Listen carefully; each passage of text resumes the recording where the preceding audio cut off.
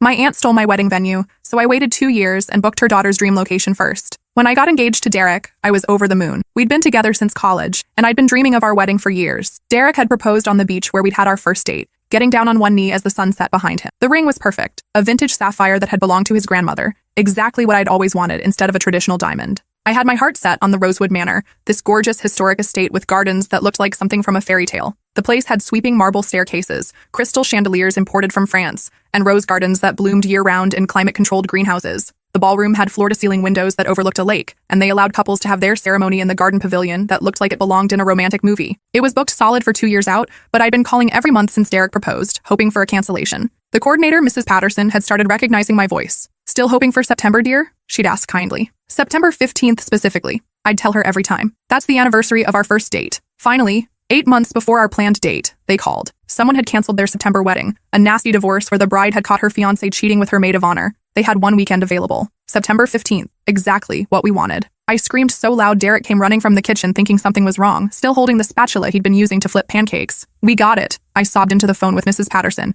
"We'll take it." "Wonderful, dear. I'm so happy this worked out for you. You've been so patient and persistent." I put down a $5,000 deposit immediately, using the credit card Derek and I had been saving on specifically for wedding expenses. We'd been living like college students for months, splitting grocery bills and avoiding restaurants to save every penny. That evening, I called my mom to share the news. This was the venue where I dreamed of walking down the aisle since I was 12 and attended my cousin Rebecca's wedding there. I'd spent the entire reception that night wandering the grounds, imagining my own someday. "Oh, honey, that's wonderful," she said, and I could hear the genuine joy in her voice. "Have you told the family yet?" I called everyone that night. Grandparents, cousins, my dad's sister Vivian. Everyone was thrilled for us. Vivian seemed especially excited, asking detailed questions about the venue, the date, even the specific package we'd chosen. "How much was the deposit?" she asked during our 20-minute conversation. "What's their cancellation policy? Do they require references or proof of income? What about insurance requirements?" I thought she was just being thorough, maybe considering the venue for her daughter Melody someday. Vivian was a successful corporate lawyer who specialized in contract disputes, always asking pointed questions about fine print and legal protections.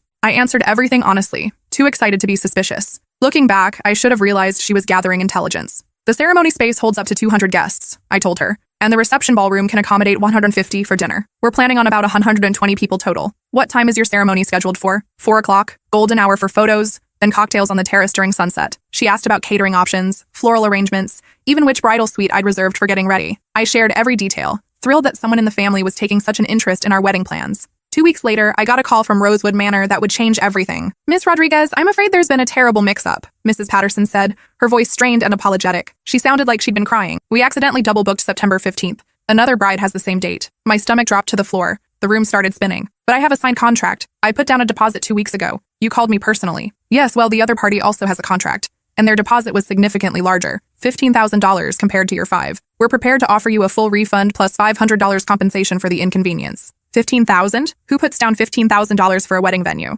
Mrs. Patterson was quiet for a long moment. "The other bride's mother is an attorney. She's claiming we made a verbal agreement for that date months ago and is threatening legal action if we don't honor it. We simply can't afford to fight this in court." "So you're breaking a signed contract to avoid a lawsuit from someone who's lying?" "I'm so sorry. This has never happened before. We'll put you at the top of our list for any future cancellations." I hung up, devastated. Derek found me sobbing on our couch, still in my work clothes, mascara streaking down my face. He held me while I cried for hours, stroking my hair and promising we'd find something even better. The next day, my mom called with a strange, uncomfortable tone in her voice. "Honey, I have something to tell you. Vivian's daughter Melody just got engaged." My blood ran cold. Melody was 24, had been dating her boyfriend Cameron for only 8 months, and had never shown any interest in marriage before. "When?" "Last week, right after you called the family about your venue, and she booked Rosewood Manor for September 15th. The pieces clicked into place like a puzzle from hell. Vivian had pumped me for information, then somehow convinced the venue to give her our date. She'd used every detail I'd shared, the date, the time, the package, even the bridal suite, to make it sound like she'd been planning this wedding for months. Mom, that's impossible.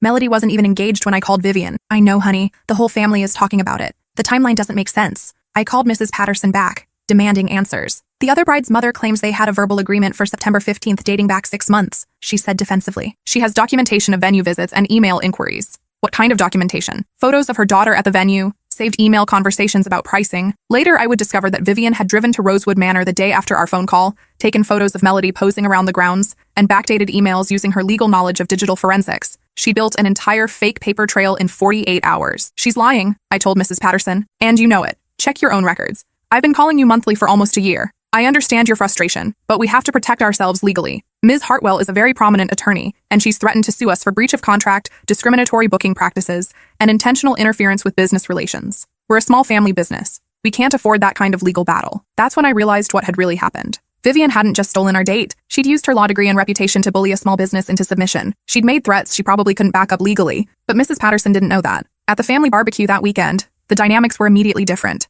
Everyone was walking on eggshells, stealing glances between Melody and me. My cousins knew something was wrong, but nobody wanted to address the elephant in the room. Vivian cornered me by the dessert table with fake sympathy dripping from her voice. I heard about your venue situation, she said, not meeting my eyes. These things happen in the wedding industry. Maybe it's a sign you should have a simpler wedding anyway. Not everyone needs such an extravagant affair. The condescension in her tone made my blood boil. She was talking to me like I was a child who'd been denied a toy at the store. Melody flounced by in a designer dress I recognized from Instagram, $400 for something she'd probably wear once. She was gushing to our cousins about her sudden wedding plans. I've wanted to get married at Rosewood since I was little, she said, which was complete bullshit. She'd never mentioned the venue once in her life. Mommy made sure I got the perfect date. September 15th is going to be absolutely magical. She emphasized the date like a knife twist, making sure I heard it. Isn't that the same date you wanted? My cousin David asked innocently. Melody shrugged. Great minds think alike, I guess. Though we booked first, so that was the moment I decided to play the long game. Standing there, watching Melody bask in her stolen venue while Vivian smirked behind her wine glass, I made a silent promise. This wasn't over. I smiled sweetly at Vivian. You're absolutely right.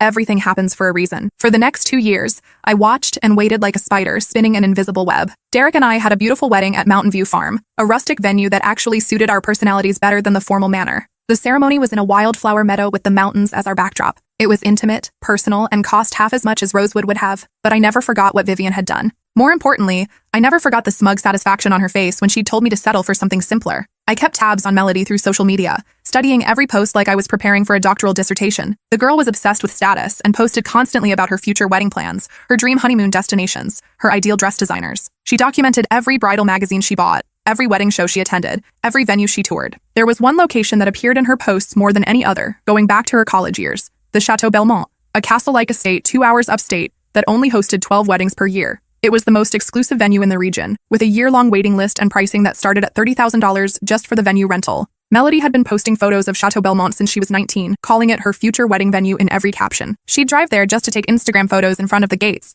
claiming it was going to be the most exclusive wedding ever someday. She'd screenshot magazine articles about celebrities who'd married there and post them with captions like, "This will be me in a few years." The chateau was everything Melody valued: expensive, exclusive, and guaranteed to make her the envy of everyone she knew. It was also completely out of her league financially, but that had never stopped her from dreaming publicly about it. When Melody and her boyfriend Cameron finally got engaged last month after 3 years together, I watched her Instagram stories obsessively. She posted a video tour of Chateau Belmont the day after Cameron proposed, with the caption, "Finally going to make this dream come true, calling tomorrow to book our date." She'd clearly been planning this moment for years, waiting for Cameron to propose so she could claim her prize venue. That's when I struck. I called the chateau at exactly 9 a.m. the next morning, before they'd even finished their first cup of coffee. "Good morning, this is Chateau Belmont. How may I help you? I'd like to inquire about availability for a wedding next September," I told the coordinator, my voice steady and professional. "Certainly. Let me check our calendar. We have September 8th and September 22nd available." Perfect. Melody's Instagram had shown a screenshot of her calendar app with September 22nd, circled in red and labeled Dream Wedding Date, Chateau Belmont. "I'll take September 22nd, I said without hesitation. "I'd like to put down a deposit today." "Wonderful. Our standard deposit is $15,000 to secure the date, with the balance due 60 days before your event."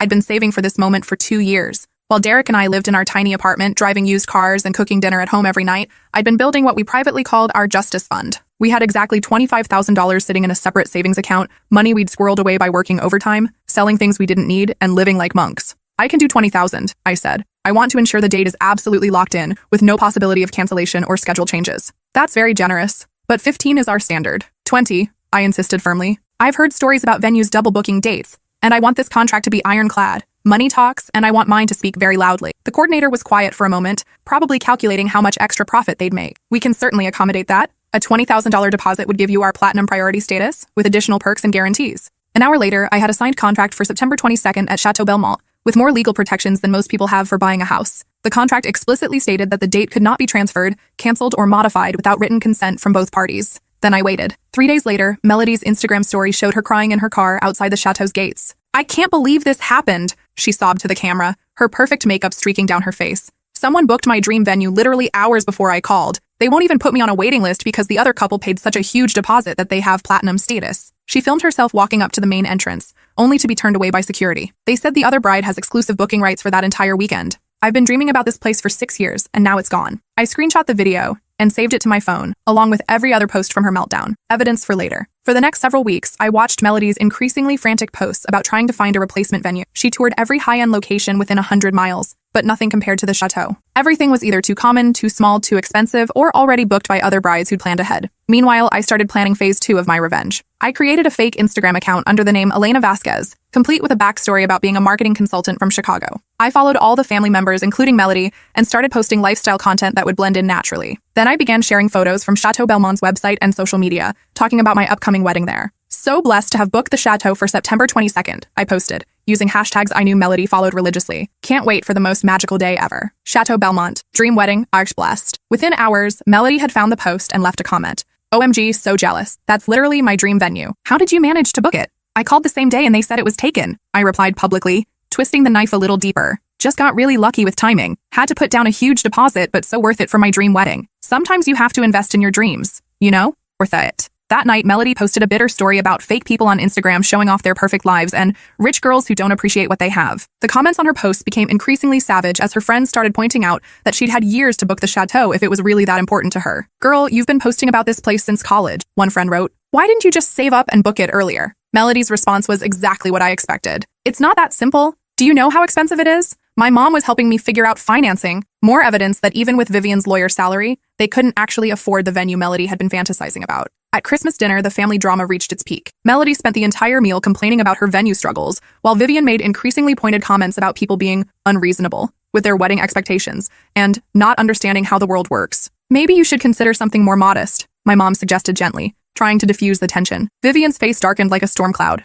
Melody deserves the best. Some people just don't understand the importance of maintaining family standards and creating memorable experiences. She shot a look at me that could have melted steel. My grandmother, bless her, decided to stir the pot. What about that lovely manor where you had your wedding, Melody? The one with the roses? That was just the venue, Grandma, Melody said dismissively. The chateau is in a completely different league. It's where celebrities get married. That's when my cousin David chimed in, completely oblivious to the minefield he was stepping into. Didn't you guys book Elena's dream venue for your wedding a couple years ago? Maybe you should ask Elena to return the favor and hook Melody up with contacts at her venue. The table went dead silent. You could have heard a pin drop in the next county. Vivian's face cycled through about 6 different emotions before settling on barely controlled rage. That was completely different, she said through gritted teeth. There was a legitimate scheduling conflict that had to be resolved through proper legal channels. Wasn't Elena there first, though? David continued, digging his own grave with enthusiasm. I remember her calling everyone about getting Rosewood Manor, like months before Melody even got engaged. My uncle tried to change the subject, but David was on a roll. Actually, wasn't the timeline kind of weird? Elena called us about booking her venue, then like 2 weeks later, Melody was suddenly engaged and had the same venue on the same date? What are the odds of that?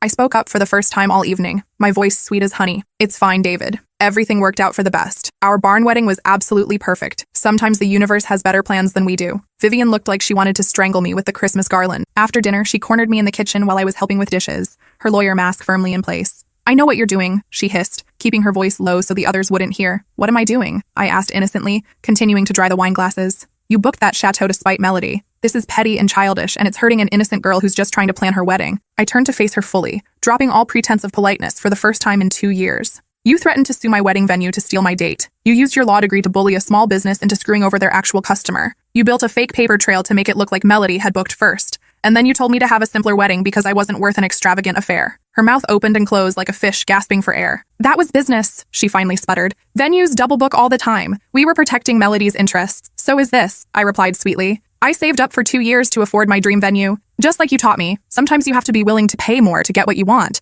Sometimes you have to use every advantage you have. You're not even using it. How do you know? Maybe Derek and I are planning a vow renewal. Maybe I want to celebrate our 2nd anniversary somewhere special. Maybe I'm going to auction it off for charity. My contract doesn't require me to justify my plans to you. The truth was, I hadn't decided what to do with the booking yet. Part of me wanted to actually use it just to spite them, throw the most extravagant vow renewal in family history. Part of me was considering selling it to someone else at cost, just to ensure Melody couldn't have it. But as I stood there watching Vivian's face turn purple with rage, a better idea started forming. You can't be serious about keeping it just to hurt Melody. Why not? You kept my venue just to help her. Turnabout is fair play. That's completely different. No, it's not. You saw an opportunity to give your daughter something she wanted, and you took it regardless of who got hurt. I'm doing exactly the same thing. But you're hurting an innocent person. I laughed. Actually laughed out loud. Innocent? Melody knew exactly what you'd done. She gloated about having my venue at the barbecue. She emphasized the date to make sure I heard it. She posted about her dream wedding on Instagram knowing I'd see it. She's not innocent, she's complicit. Vivian stood there for a long moment, probably trying to figure out if she could threaten me the same way she'd threatened Mrs. Patterson. "What do you want?" she asked finally. "Nothing you can give me," I said.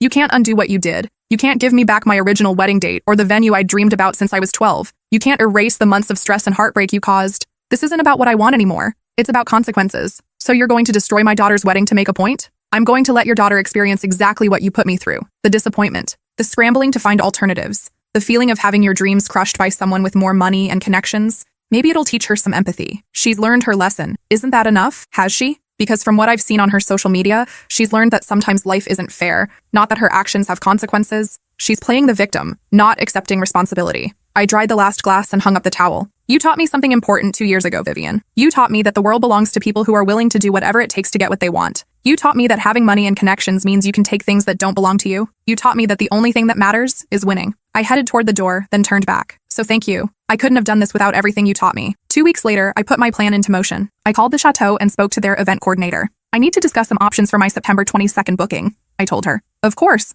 How can I help you? I've had a change of heart about the wedding. My husband and I eloped in Vegas last month. Very spontaneous, very romantic. But I still have this beautiful venue booked, and I'd hate for it to go to waste. Oh my, that's quite a development. What would you like to do with the booking? I'd like to transfer it to a charity auction, if that's possible. I want the proceeds to go to the Children's Hospital of Philadelphia for their Pediatric Cancer Research Fund. The coordinator was thrilled. It was unprecedented, but they were happy to work with me on the details. The hospital could auction off the venue booking to raise funds, and the winning bidder would get a chateau wedding at whatever price they bid, likely far less than the normal cost. This is incredibly generous, she said. I'm sure the hospital will be overjoyed. Just make sure the auction is well publicized, I said. I want as many people as possible to know about it. When the auction went live 2 weeks later, I made sure Melody saw it immediately. I shared the link on my fake Instagram account with a carefully crafted caption. Had to cancel my chateau wedding due to a surprise elopement. We couldn't wait, but so happy it's going to help sick kids instead. Sometimes things work out exactly how they're supposed to, hoping some lucky couple gets their dream wedding while supporting an amazing cause. Church Chateau Belmont, Church Charity Auction, Pediatric Cancer,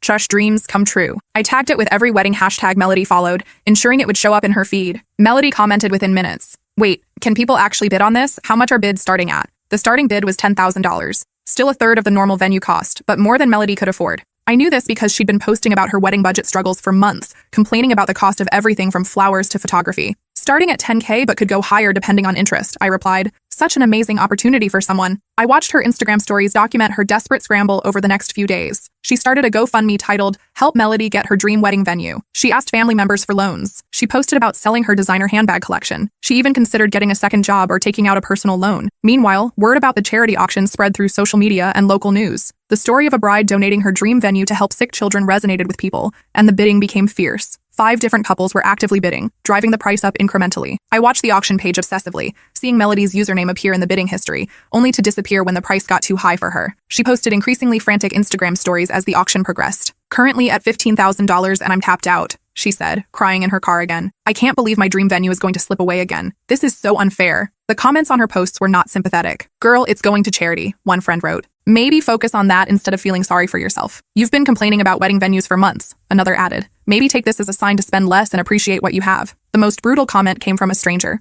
Imagine being upset that sick kids are getting money instead of you getting a fancy party. But the comment that really drove the point home came from our mutual cousin Rebecca. Weren't you guys the ones who took Elena's venue a couple years ago? This feels like karma. Melody's response was defensive and revealing. That was completely different. We had a legitimate claim to that venue. This is just someone being petty. Several people called her out for that comment, asking how taking someone else's wedding venue could ever be legitimate. Melody ended up deleting the entire post. The auction lasted 2 weeks. I documented every moment, watching Melody's hope turn to desperation, turn to bitter resignation. Her post became increasingly angry and entitled. I don't understand why the universe keeps blocking me from having my dream wedding, she wrote. I'm a good person. I deserve this. The final bidding war was between a young couple from Philadelphia and an older pair renewing their vows for their 25th anniversary. The price climbed to $28,000, nearly double what the hospital had hoped for. Melody posted one final story after the auction ended, sobbing harder than I'd ever seen her cry. I can't believe my dream venue went to charity instead of me, she wept. I know it's going to a good cause, but this was supposed to be my wedding. I've been planning this since college. Why does everything I want always go to someone else? The comment section exploded. People were horrified by her selfishness, pointing out that she was literally upset about children with cancer getting funding for treatment. How can you be mad about kids getting help? One person wrote. Maybe this is why you don't get what you want. Another added. Your priorities are backwards. But it was my cousin David's comment that really sealed Melody's fate. Didn't you take Elena's wedding venue 2 years ago and now you're mad someone else got yours? Do you not see the irony here? That comment got dozens of likes and sparked a thread where other family members started sharing their memories of the Rosewood Manor situation. The whole story came out in the comments. How Vivian had pumped me for information, threatened the venue with legal action, and stolen our date for Melody's last-minute engagement. So Elena's dream venue got taken and given to Melody. But now Elena's supposed to feel bad that Melody can't have her dream venue? Rebecca wrote. Make it make sense. Within hours, the post had hundreds of comments, mostly from strangers who'd found it through shares and hashtags. Melody was being dragged across the internet for her entitled attitude and lack of self-awareness. She deleted her entire Instagram account the next day. 3 days later, I got a text from an unknown number. This is Vivian. We need to talk. Now. I ignored it. She called 5 times over the next hour. I sent each call to voicemail. Her messages got increasingly desperate. Answer your phone. I know you're getting these messages. This has gone far enough. You're destroying my daughter's reputation. Finally, she showed up at my apartment building at 8 p.m., buzzing my intercom relentlessly until I answered. You've made your point, she said when I met her in the lobby. Now fix this. Fix what exactly? Melody's wedding, her reputation, the damage you've caused. I almost laughed. I didn't cause any damage. I donated my venue booking to charity. I have no control over what other people say about it. You orchestrated this entire thing to humiliate her. I donated $20,000 worth of wedding venue time to help children with cancer. How is that humiliating anyone? Don't play innocent. You knew she wanted that venue. You knew the auction would be public. You knew people would find out about what happened 2 years ago. Actually, I didn't know that last part. I just wanted to do something good with the venue since I didn't need it anymore. If people are connecting it to what you did to me, that's their own conclusion. Vivian's face was flushed with anger. Give my daughter her venue back. I can't. It's been sold at auction. The new couple has a contract. Then bid on another venue for her. You clearly have money to throw around. All $20,000 of my savings went to the chateau deposit. I'm broke now, just like any normal person would be after spending that much money. I'll reimburse you, whatever it costs. I considered this for exactly 3 seconds. No. Why not? Haven't you hurt her enough? Have I hurt her? Or have I just refused to enable her? Melody is 26 years old. If she wanted that venue, she should have saved up and booked it herself instead of expecting mommy to steal someone else's date again. You're being vindictive and cruel. I'm being exactly as vindictive and cruel as you were to me. The only difference is that this time, someone else benefited from the collateral damage. Vivian stared at me for a long moment, probably calculating whether she could threaten me the way she'd threatened Mrs. Patterson. This isn't over, she said finally. Yes, it is, I replied calmly. Unless you want me to start talking publicly about what you did 2 years ago. I have documentation. I have witnesses. I have Mrs. Patterson's contact information, and she remembers every detail of how you bullied her into breaking my contract. Vivian's face went pale. You wouldn't. Try me. Your daughter's reputation is already damaged from her own social media posts. Do you really want people to know the full story of how she got her last venue? Vivian left without another word. The charity auction raised $28,000 for pediatric cancer research. The winning bidders were Emma and James, a young couple who sent me a handwritten thank you card for making their dream wedding possible at a price they could afford. You'll never know how much this means to us, Emma wrote. We've been saving for 3 years for our wedding, and we never thought we'd be able to afford somewhere as beautiful as the chateau. The fact that our wedding is also helping sick children makes it even more special. They included photos from their engagement shoot at the venue. They looked so happy, so genuinely grateful for the opportunity. It reminded me why I'd made the right choice. Melody eventually found a different venue, Sunset Country Club, a nice enough place that cost a quarter of what the chateau would have. Her wedding was beautiful from what I saw in the Instagram photos she posted after reactivating her account with heavy privacy settings. But every single post caption mentioned how it wasn't her dream venue and how she'd had to settle for second choice and make the best of a difficult situation. Even on what should have been the happiest day of her life, she couldn't stop playing the victim. The wedding photos showed a forced smile that didn't reach her eyes. In candid shots, she looked genuinely miserable. Vivian stood stiffly beside her in family photos, both of them going through the motions of happiness without feeling it. 6 months later, Derek and I used some of our rebuilt savings for a romantic anniversary trip to Paris. We visited real chateaux, took beautiful photos at Versailles, and ate at restaurants we could never afford back home. I may have posted a few photos on Instagram with captions about living our best life, and sometimes the best revenge is happiness, and grateful for all the unexpected blessings that come from staying true to your values. Melody unfollowed me within hours of my first Paris post. A year later, the consequences of Vivian's actions finally caught up with her professionally. Someone, I have no idea who, compiled a detailed report about her pattern of using legal threats to benefit her family and friends.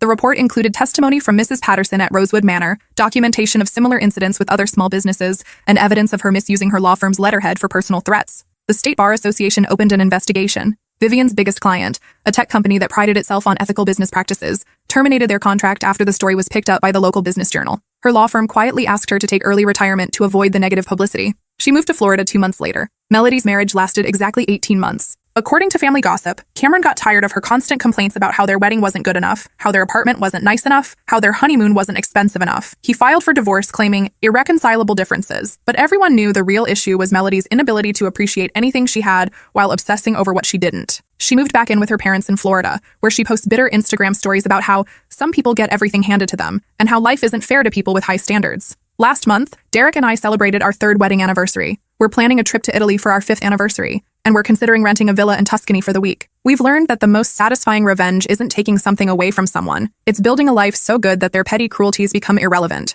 But sometimes, late at night when I can't sleep, I think about that moment in Mrs. Patterson's voice when she told me my venue had been stolen. I think about Melody's smug face at the barbecue. I think about Vivian telling me to settle for something simpler. And then I think about Emma and James dancing at their chateau wedding, about the $28,000 raised for children with cancer, about the lesson in consequences that Melody learned too late. Derek asks me sometimes if I regret what I did, if I think I went too far. I tell him the truth. I regret that it was necessary. I regret that some people only learn empathy when they experience pain themselves. I regret that Vivian raised a daughter who thinks the world owes her everything she wants. But I don't regret the action itself, because sometimes the only way to stop a bully is to show them what it feels like to be powerless. And sometimes, the best way to honor your own dreams is to make sure someone else's come true instead.